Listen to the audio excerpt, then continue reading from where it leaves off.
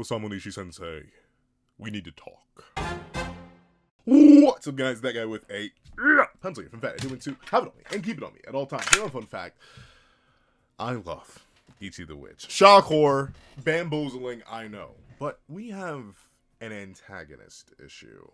And let me start this 15-minute timer so I can tell you why I think that. So, Ichi the Witch has everything, in my opinion. It has a fantastic main cast, has a fantastic power system, has fantastic character designs, has fantastic artwork, has fantastic choreography, has fantastic everything. And I'm gonna say something even crazier. I think it has fantastic antagonists too, from the World Hater to Bokjom, or as we knew him, Bakugami, to Hitsigi, my boy. Well, my them. My child, my baby, I don't know. To Hitsigi, even Fujimina, and she's nice and fresh and new. And I can feel it in my left big toe. I know for a fact I'm gonna love Hikari, I'm gonna love Mayoi, and even Sukumaru is gonna somehow be goated. But big, bodacious, booty, butt cheeks. We have a problem. And the problem is that the antagonists, while they're fantastic characters, they kind of take nothing but L's. And you may be like, whoa. Rewind, pause, play the tape again. Pencil Man, why are you in chapter 19 referencing the World Haters L when they're still around, still big flexing, still big moving, over 80 not over 80, nearly 80 chapters later? Because they took an L. Main villain, by the way, supposedly. I still think we're fighting some sort of enemy by the end of this manga. But regardless, main villain, by the way, got whooped by start of series Descaros, who's only getting stronger, mind you. Like that, and that's kind of the core issue we'll get into. But what by start of series Descaros and Toe, guys. Notably, Descaros was low-key cooking in the 1v1, no less. Legit, this is all the damage the World Hitter did. Oh no, knocked Descaros' hair loose a little bit. Oh, the humanity. He's literally beheaded. She legit knocked his top off. Sure, he put it right back. They put it right back on. But regardless, yeah, that's not good. That's not good. What you talking about? But okay. World Hater. Early showing of a major possible final antagonist happens all the time. Sakamoto Days did it. In a way, Bleach kind of did it. In a way, One Piece kind of did it, relatively speaking. Naruto, not really at all. But with that being the case, that's fine. But what about the next major antagonist? Bokjom. Oh, he just takes an L. he just takes the fattest L imaginable, bro. Like, there's no way I can rationalize it. Nope, that man just got done diabolically. And now he's in Ichi's belly. Forevermore. Now he's Ichi food. Now he's delicioso. No. Yeah, he just took an L. And then made our main cast stronger. Huh. That sounds kind of familiar, doesn't it? At least a little bit. Oh well, actually, at least we have Hitsigi. All right, Hitsigi, he's goated. He's going with the songs, right. Oh, it's Descaros again, and Hitsigi is now captured by Descaros after helping her through her own emotions and allowing her to develop as a character and as a person. And once again, as far as we know for now, even if I do agree that Hitsugi's planning something, probably just, made her stronger. We're running into problems. But, it's not like the Chronostasis arc only had one antagonist. What about the other big bad guy? What about Kizashi? Oh, yeah, Kizashi. He ain't even just give up and lose, but he also went straight to Descaros. And unlike Hitsigi, who seemingly Descaros claims she'll never use, which, yeah, okay, we'll see about that. But regardless, Kizashi just actually seems to be chill with people now and actually wants to help out. Sure, they're going through a little bit of repentance, but once again, just a really powerful antagonist magic, making our main cast stronger to little to no benefit to themselves or the main cast. 2 of the 7 stars, mind you, gone. Not just gone, slurped up into our main cast. One of which is already the strongest witch in creation as far as we know. By a pretty decent margin, no less. Well, you know, sure, that may be happening, but what about Fujimine? You know what I'm talking about? She left out, took a little bit of damage, something light, but she ate a Iskandar Alexander blast right to the jaw. Nom, nom, nom, nom, nom. Breakfast, lunch, dinner, snack on. Oh, well, she actually got pulverized a bit, so she's touchable already. That's a little concerning. But hey, she healed it off nice and clean, nice and quick, nice and simple. She's a monster, a beast, a creature, an animal. Oh, well, we do know for a fact her magic gets less potent, if not completely ineffective, once she's used it on people before. And who did she use it? Oh, our entire main cast. AKA, you know, the main character, who is her direct opposite narrative foil. So now Ichi's immune to her mind control. If this is her only one, maybe she has another, but it seems like this is her main thing of mind control. Yeah, that's done.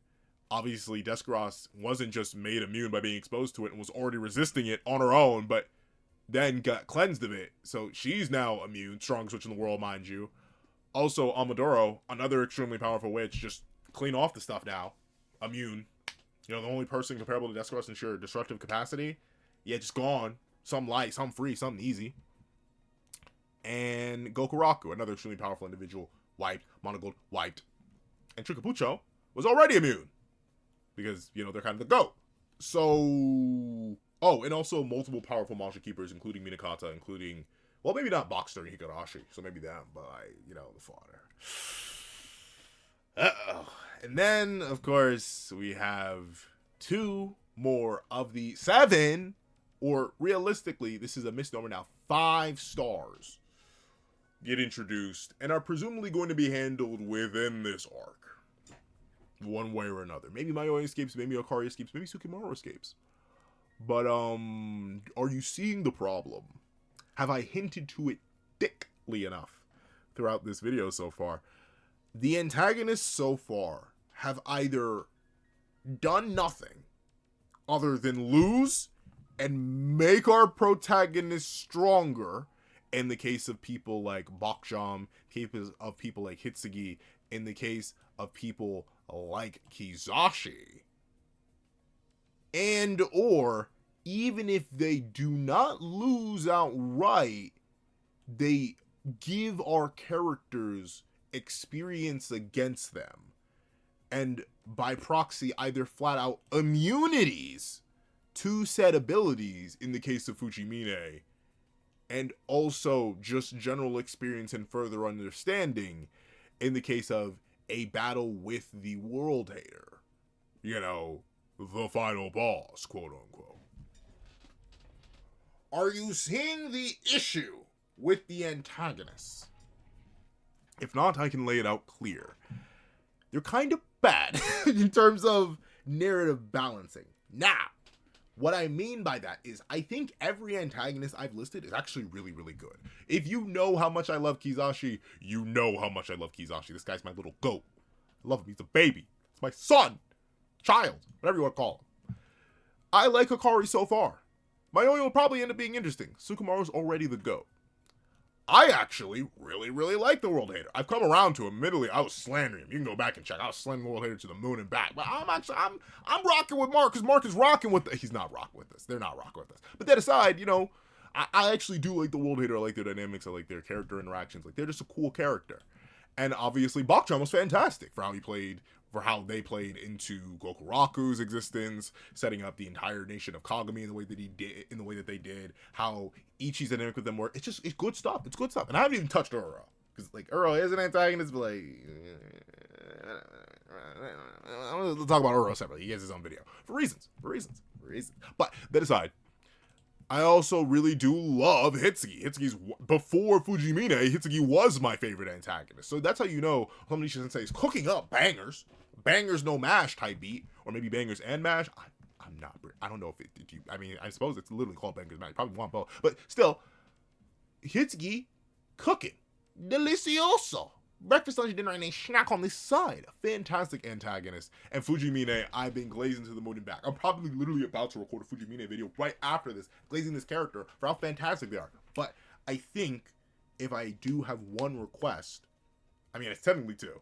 Two, well, Homonishi Sensei, you need to, one, let the villains get a definitive win. And two, have our characters lose something from interacting with them. Because so far, it's been nothing but straight gains. And note how I say that you don't need to execute a major character, right? You don't have to do that. You don't need to eviscerate anybody. I don't think you need to do that. You just need to make it so that we definitively lose something that actually matters. Because I know what some people may be referencing, or maybe in their heads like, well, both Hitsigi and Kizashi took away Chrono, right? Chrono was a person that we knew and cared about. And yeah, true, but we barely knew Chrono. Chrono wasn't even aligned with our main cast, mostly. They were aligned with Minerva, who is fine, and Madoka, who is also fine. Though admittedly they are a now lingering plot thread, which will probably come to haunt us later. But still, like they're... Sure, we lost Chrono, but Chrono wasn't really something to lose. Chrono was a neutral party in the first place. So, once again, our characters got more than they lost in the interactions on the chronostasis. They got more than they lost in the interaction with the World Hater. They got more than they lost in the interaction with the Fujimine. And they're probably going to get more than they're losing in the interaction with Hikari. And obviously in the interaction with Bakuchan and Hitsigi and everything. The antagonists haven't taken enough away for me to feel like our main cast is ever going to lose anything. And you may be like, okay, Pencil Man, that's a real cool request. Could you give some examples of our cast losing without losing something major? Or examples of other narratives doing something similar? One of the greatest things, or one of the greatest examples I can think of, is specifically in early Dragon Ball. Specifically Dragon Ball Z, because of the nature of that narrative. Raditz took Goku, and then the Saiyans came along and took all the Earthlings' lives, and then Frieza came along and took Namek, and then the androids came along and took Goku again, and then the Busan came along and the narrative ended, and then Super. But like essentially, those are cases where major antagonists get to have that give and take. Sure, will the antagonist be beaten? Yeah, but it's gonna cost something permanent. And sure, you can still say that, well, didn't Goku end up getting Kaioken and the Spirit Bomb, two fundamental techniques, for the rest of the narrative from that point? Absolutely. But still, there needs to be more of that give and take. Because so far, the antagonists have just been giving it up. Spreading it open. Busting it wide open. All for our main cast. And sure, does that make any of them bad characters? No. Like I said, I don't have a single complaint, really, about any antagonists so far as characters. But as antagonists, as counterparts to our protagonists in the narrative, dare I say our heroes are winning a little bit too much. They're barely putting down anything, and they're being paid stocks on stocks on stocks, dividends on dividends on dividends. They're making fat stacks and big racks off of our antagonist cast, and the antagonists have just been losing and giving up and failing over and over and over and over and over and over and over and over again. And that doesn't hit like it should. And the reason I say this is a thing that should be fixed and can be fixed is because this is being written by Osamu Nishi Sensei.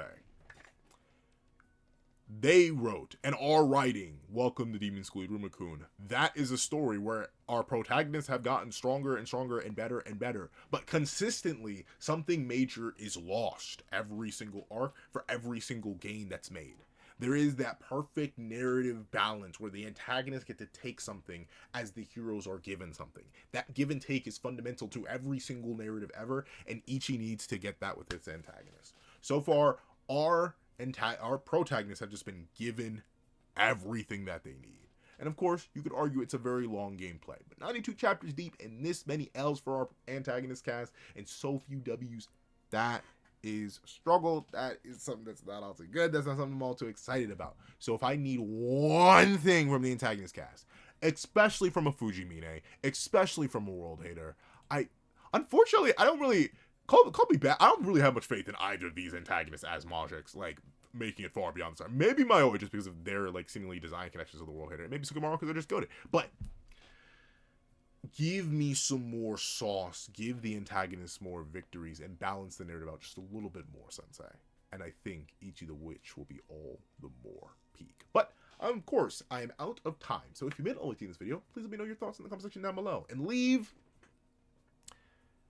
give and take. Give and take in the comment section down below. And thank you so much for watching, and I hope you guys have a wonderful day. This is that guy with the pencil, writing off.